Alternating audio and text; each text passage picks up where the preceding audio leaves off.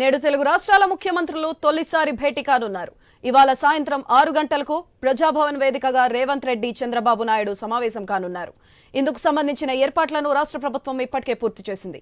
ఈ సమావేశంలో పెండింగ్ లో ఉన్న విభజన సమస్యలపై చర్చించనున్నారు ఇరు రాష్ట్రాల సీఎంలు. ప్రధానంగా షెడ్యూల్ 9, షెడ్యూల్ 10 లో ఉన్న సంస్థల విభజనపై చర్చ జరగనుంది.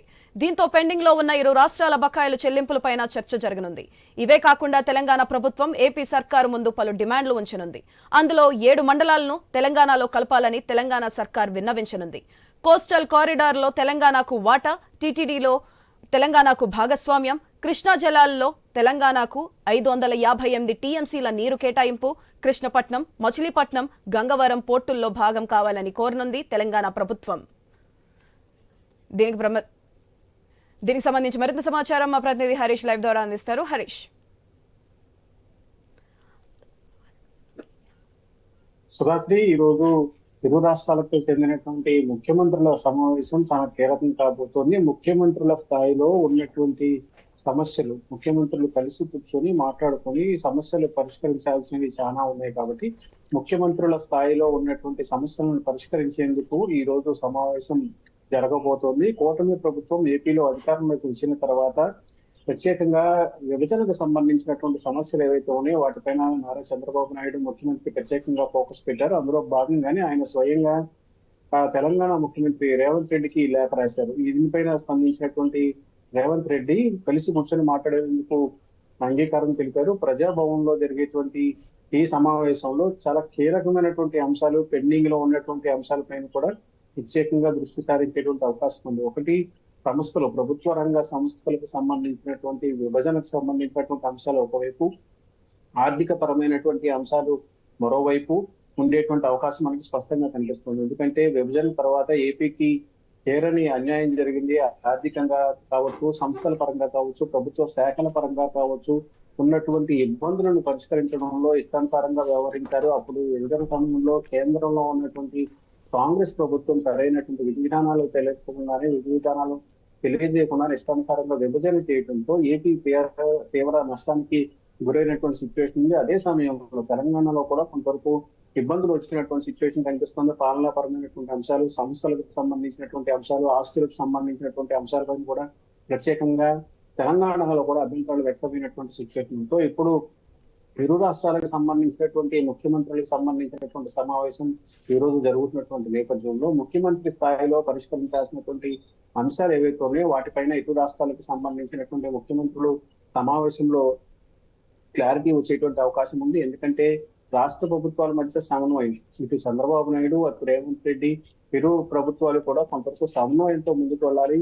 అదే విధంగా ఇరు రాష్ట్రాలకు సంబంధించినటువంటి ప్రయోజనాలు ఏవైతే ఉన్నాయో వాటిని పరిరక్షించుకోవడంతో పాటుగా రాష్ట్రాల అభివృద్ధి, సంక్షేమానికి సంబంధించి పరస్పరం ఇచ్చిపుచ్చుకునేటువంటి ధోరణికి సంబంధించినటువంటి అంశాలపైన జరిగేటువంటి అవకాశం మనకు కనిపిస్తుంది. ఎందుకంటే ఈ రోజు జరిగేటువంటి సమావేశాలు చాలా కీలకమైనటువంటి అంశాలు. పోలవరం ముంపుకు సంబంధించినటువంటి మండలాలు ఏవైతే ఉన్నాయో వాటిపైన కూడా ప్రత్యేకంగా ఫోకస్ పెట్టేటువంటి అవకాశం కనిపిస్తుంది. ప్రధానంగా ఆర్థిక పరిస్థితులు చూస్తే కనుక ఏపీకి 7,000 కోట్ల రూపాయల ఆర్థిక వనరులు రావాల్సినటువంటి సిచ్యువేషన్ ఉంది. అదేవిధంగా మైనింగ్ కి సంబంధించినటువంటి కార్పొరేషన్ కి సంబంధించినటువంటి నిధులు ఉన్నాయి. వాటిపైన కూడా ప్రత్యేకమైనటువంటి ఫోకస్ పెట్టారు. ఈ రోజు సాయంత్రం జరిగేటువంటి సమావేశంలో ఢిల్లీలో ఉన్నటువంటి ఆంధ్ర భవన్ మొదలుకొని విద్యుత్తుకు సంబంధించినటువంటి సమస్యలపైన కూడా ప్రత్యేకంగా ఫోకస్ పెట్టారు. విభజన తర్వాత పెండింగ్ లో ఉన్నటువంటి అంశాలపైన కూడా నివేదిక ఇవ్వాలి అని చెప్పి ఆయా శాఖలకు సంబంధించినటువంటి అధికారులకి ఇరు రాష్ట్ర ప్రభుత్వాలు ఇప్పటికే స్పష్టం చేశాయి. దీంతో ఆ నివేదికని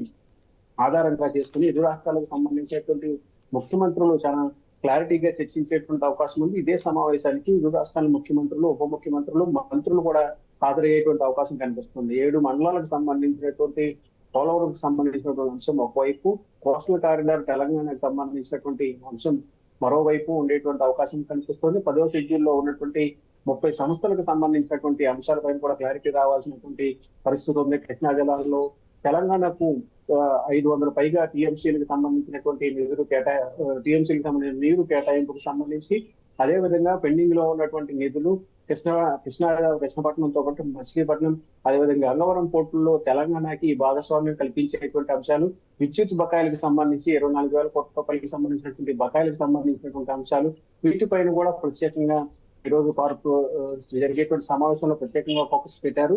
షెడ్యూల్ 9, 10 లో ఉన్నటువంటి సంస్థల విభజన కూడా నేడు కీలకం కాబోతోంది.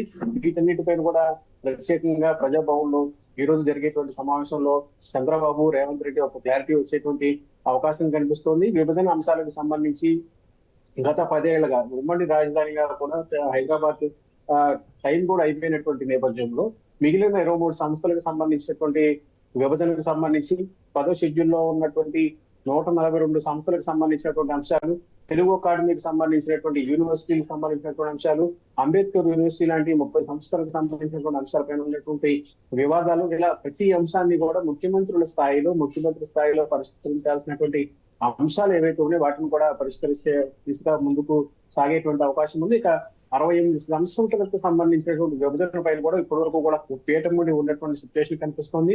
దీంతో ఈ అంశం పైన కూడా కొంతవరకు ఇబ్బందులు పడుతున్నటువంటి పరిస్థితి కనిపిస్తుంది ఆయా శాఖల వారీగా.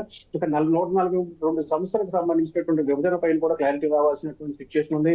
వీటన్నిటిపైన కూడా ప్రత్యేకంగా ఫోకస్ పెట్టేటువంటి అవకాశం ఉంది. ఇరు రాష్ట్రాలకు సంబంధించినటువంటి ముఖ్యమంత్రులు ఇరు రాష్ట్రాలు కలిసి ముందుకు వెళ్లి సమస్యలను పరిష్కరించుకోవాల్సినటువంటి సిచ్యువేషన్ ఉంది. కాబట్టి వీటన్నిటిపైన కూడా పూర్తిగా క్లారిటీ వచ్చేటువంటి అవకాశం ఉన్నటువంటి అభిప్రాయం ఇరు రాష్ట్ర ప్రభుత్వాల నుంచి వ్యక్తం అవుతుంది. ముఖ్యమంత్రి స్థాయిలో జరగాల్సినటువంటి సమావేశాలకు సంబంధించి ఇప్పటివరకు కూడా గత 5 ఏళ్లలో రాష్ట్రానికి సంబంధించి రాష్ట్ర విభజనకు సంబంధించినటువంటి అంశాలపైన, అమరావతి రాజధానికి సంబంధించినటువంటి అంశాలపైన కూడా ఎక్కడ దృష్టి సారించినటువంటి దాఖలాలు. దీంతో రాష్ట్ర ప్రభుత్వాల మధ్య ఉన్నటువంటి సమన్వయ లోపం కూడా గత 5 ఏళ్లలో బయటపడినటువంటి పరిస్థితి ఉంది. కానీ ఇప్పుడు వాటన్నిటికీ కూడా పూర్తిగా చెప్పారు. నారా చంద్రబాబు నాయుడు స్వయంగా తెలంగాణ ముఖ్యమంత్రికి రేవంత్ రెడ్డికి లేఖ రాయటం, ఆ లేఖ మీద రేవంత్ రెడ్డి కూడా సానుకూలంగా స్పందించి ఇరు రాష్ట్రాల మధ్య ఉన్నటువంటి సమస్యలు, పెండింగ్ లో ఉన్నటువంటి అంశాలు ఏవైతే ఉన్నాయో వాటిపైన క్లారిటీ వచ్చేటువంటి తీసుకోవాలన్నట్టు ఒక నిర్ణయానికి రావడంతో ఇరు రాష్ట్ర ప్రభుత్వాల మధ్య సమన్వయంతో ఈ సమావేశం జరుగుతుంది. ఈ రోజు సాయంత్రం జరిగేటువంటి సమావేశంలో రాష్ట్ర విభజనకు సంబంధించినటువంటి అంశాలపైన పూర్తిగా ఒక క్లారిటీ వచ్చేటువంటి అవకాశం అయితే మనకి కనిపిస్తుంది. Sudhakar. Right, thank you Harish. నేడు తెలుగు రాష్ట్రాల ముఖ్యమంత్రులు తొలిసారి భేటీ కానున్నారు. ఇవాళ సాయంత్రం 6 గంటలకు ప్రజాభవన్ వేదికగా రేవంత్ రెడ్డి, చంద్రబాబు నాయుడు సమావేశం కానున్నారు. దీనికి సంబంధించి మరింత సమాచారం మా స్పెషల్ కరెస్పాండెంట్ సునీల్ ఫోన్ల ద్వారా అందిస్తారు. సునీల్, చెప్పండి, ఎవరెవరు పాల్గొనబోతున్నారు ఈ భేటీలో? రెండు తెలుగు రాష్ట్రాల సీఎంల సమావేశం ఈ రోజు సాయంత్రం 6 గంటలకు ప్రజావేదికలో ప్రారంభం కాబోతుంది. సమావేశానికి డిప్యూటీ సీఎం తో పాటు మరికొంతమంది అధికారులు కూడా ఏపీ నుంచి ఏపీ సీఎం తో పాటు అక్కడి నుంచి మరో 2 మంత్రులు అధికారులు హాజరవుతారని తెలుస్తుంది.